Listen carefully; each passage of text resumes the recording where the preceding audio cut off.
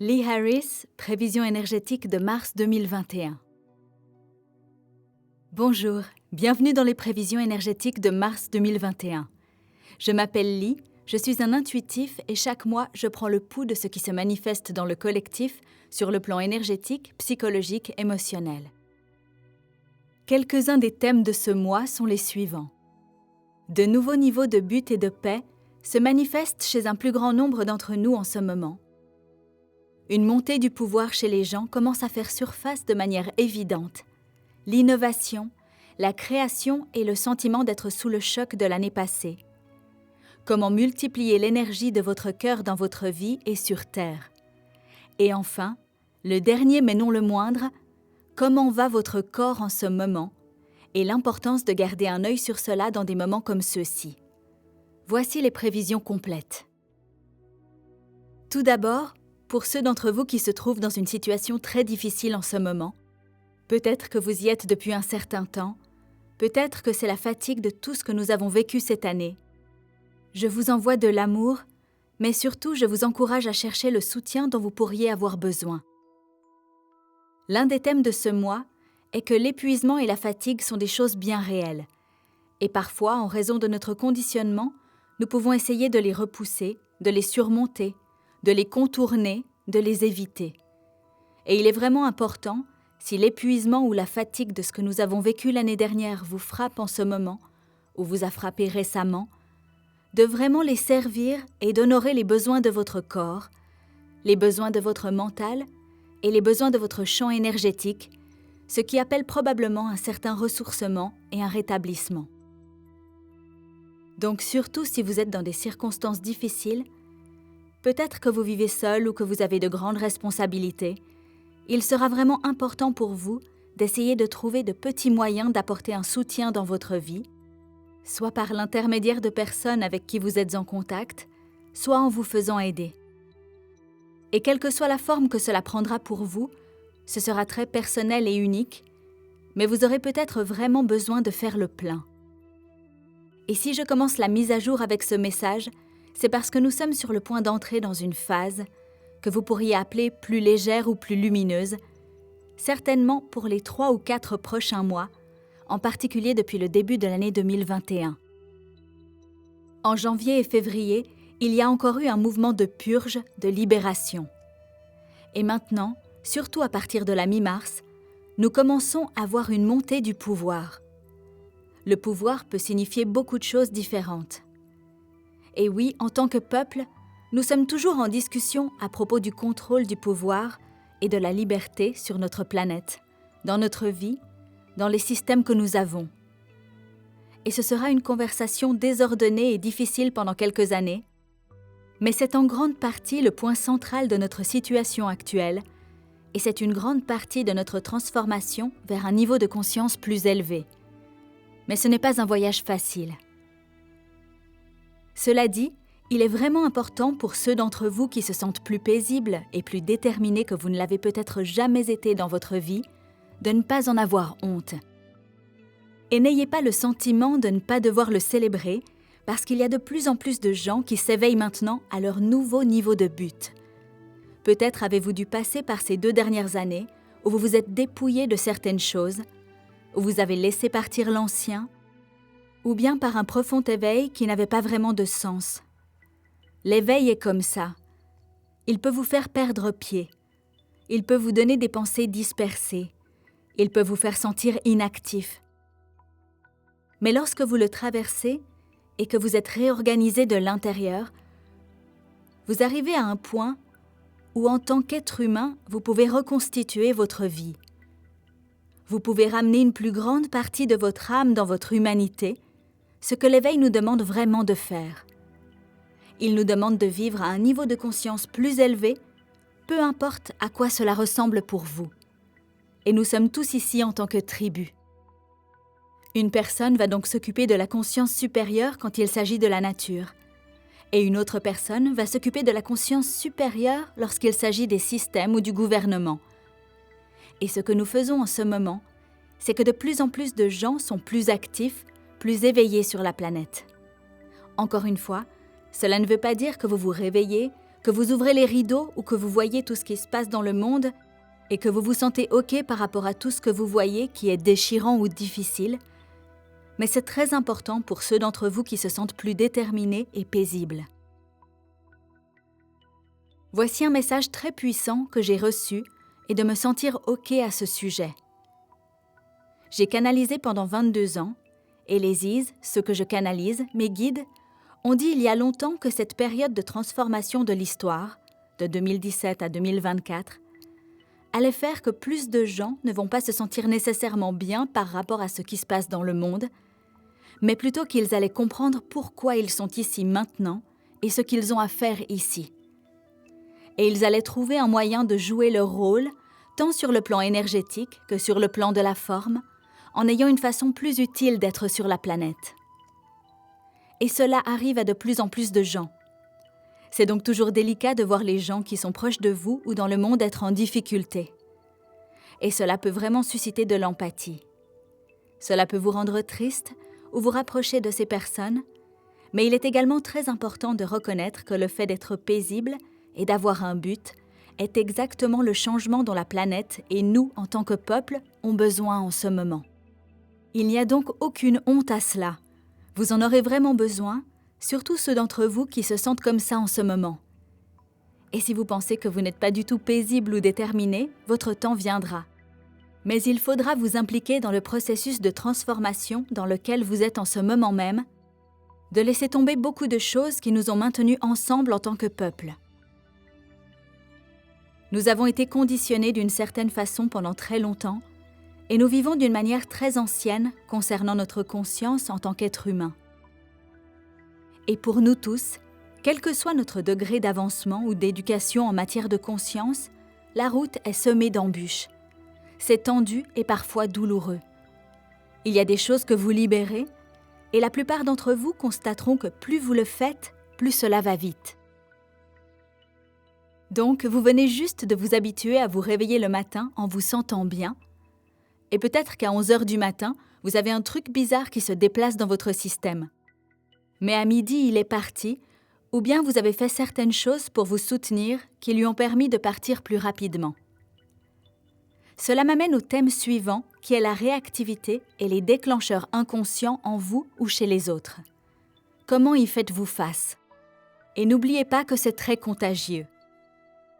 Donc, ce que j'entends par réactivité inconsciente et déclencheur, c'est lorsque quelqu'un ressent une émotion, que l'un d'entre nous ressent une émotion qui l'emporte ensuite sur notre capacité à être présent avec une autre personne, ou peut-être que nous sommes en colère à propos de quelque chose parce que nous sommes déclenchés. Quelque chose que quelqu'un dit ou fait a déclenché une réaction émotionnelle en nous. Et ce que nous voulons faire, c'est alors de leur lancer cette émotion, de la leur jeter, de les blâmer pour ce que nous ressentons en leur envoyant un boulet de canon. Maintenant, la plupart d'entre vous ne font probablement pas cela dans leur vie. Je suis sûre qu'il y aura des moments, parce que c'est vraiment très émotionnel en ce moment et très électrique, où vous pourriez vous laisser emporter par cette énergie contagieuse. Peut-être que certaines personnes autour de vous se comportent de cette façon, et vous commencez à réaliser que vous ne vous sentez jamais bien quand vous êtes avec ces gens pendant trop longtemps. Et il se peut que là où ils en sont en ce moment, ils purgent des choses et n'en ont pas encore pris conscience. C'est OK, ça va passer. Ces moments de déclencheur de réactivité inconsciente font partie de la guérison et de la purge. Mais vous n'allez pas pouvoir rester longtemps avec ce genre d'énergie, surtout avec quelqu'un qui refuse d'aller au-delà de l'inconscience.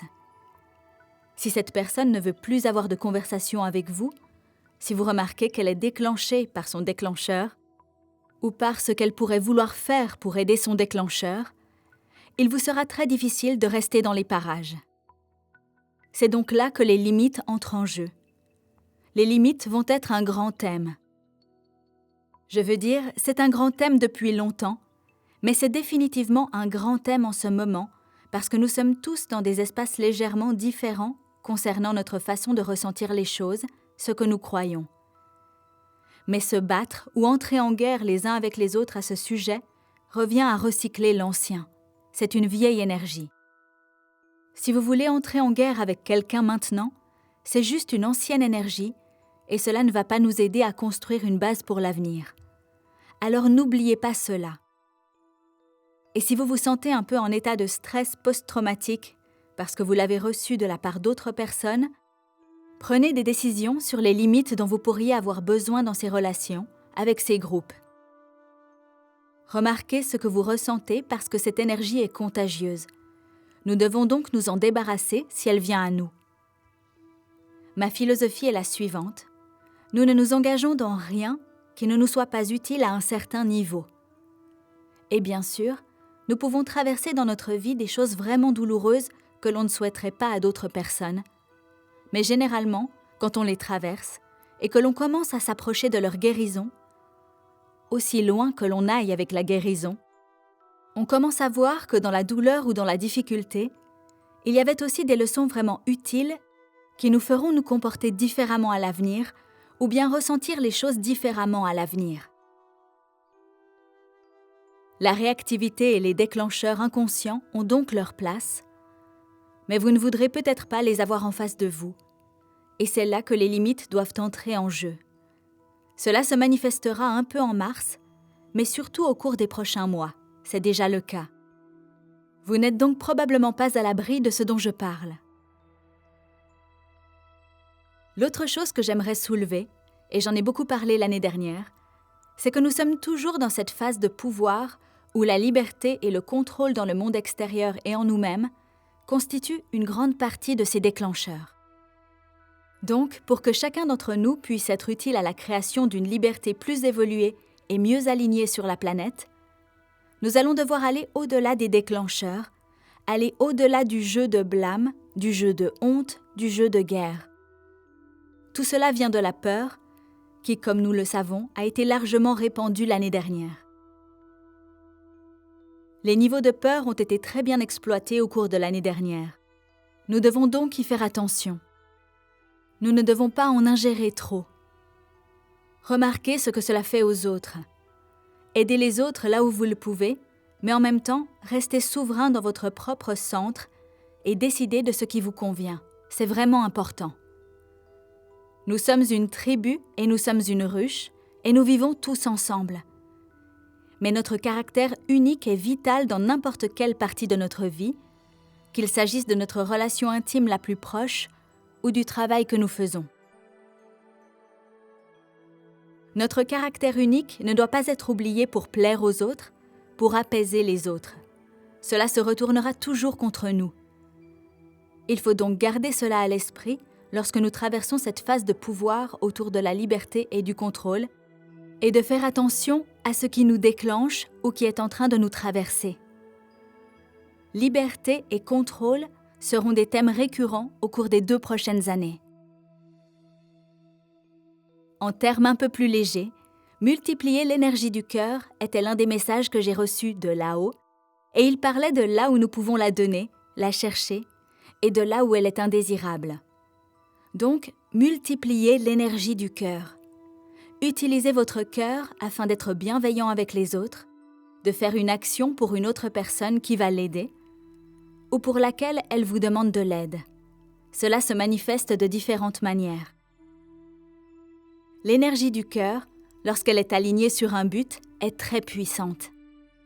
Les gens qui ont fusionné ce que j'appellerais l'intelligence divine et leur cœur font des actions incroyables dans le monde qui peuvent toucher un nombre énorme de personnes, mais cela commence par une à la fois.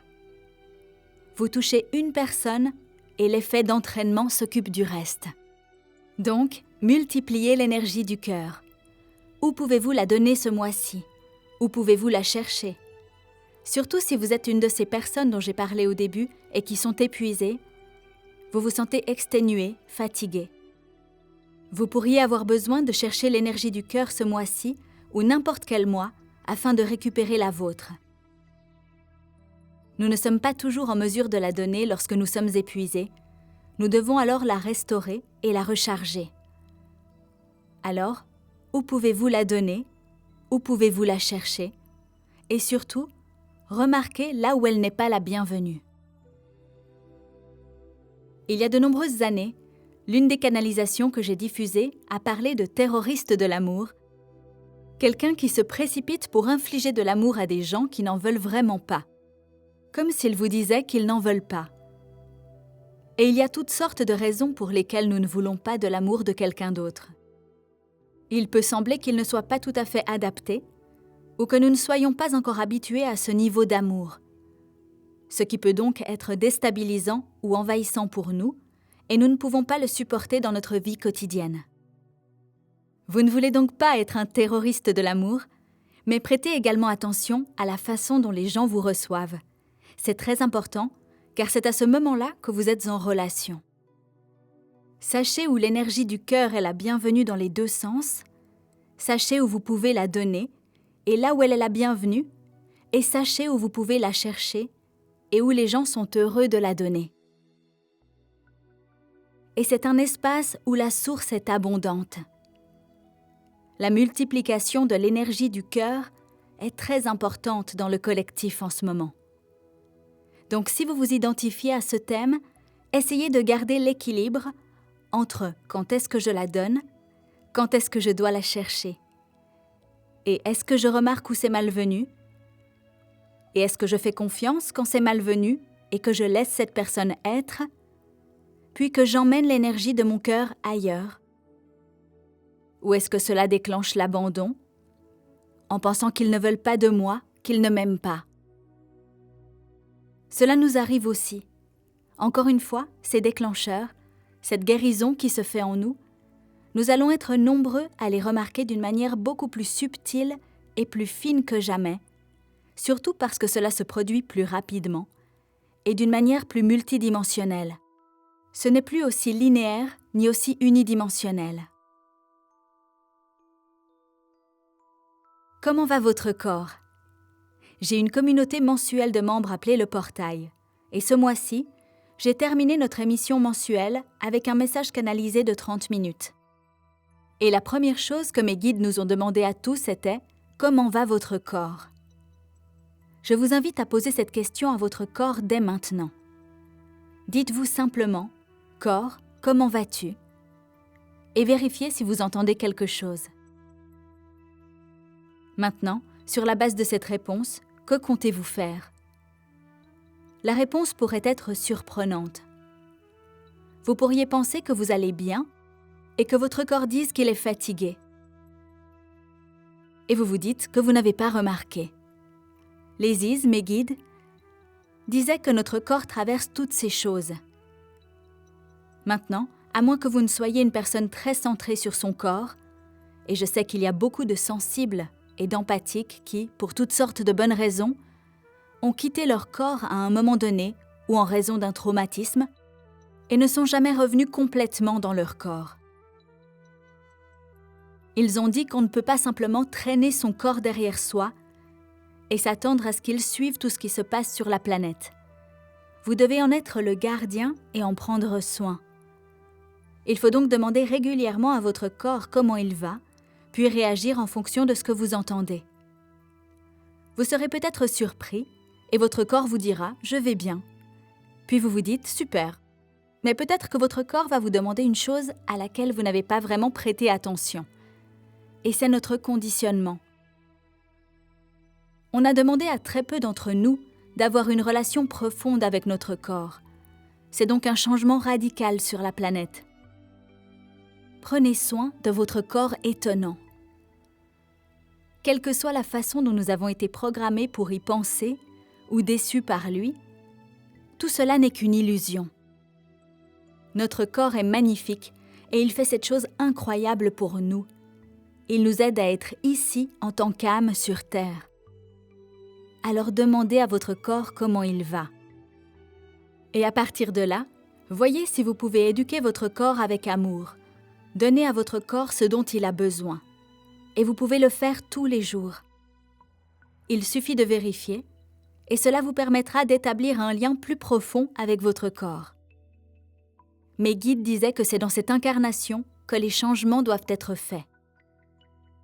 Plus nous sommes incarnés, plus nous allons apporter la conscience et les énergies supérieures dans le monde, tout comme nous laissons tomber ce que vous pourriez appeler les énergies inférieures ou les choses lourdes que nous transformons.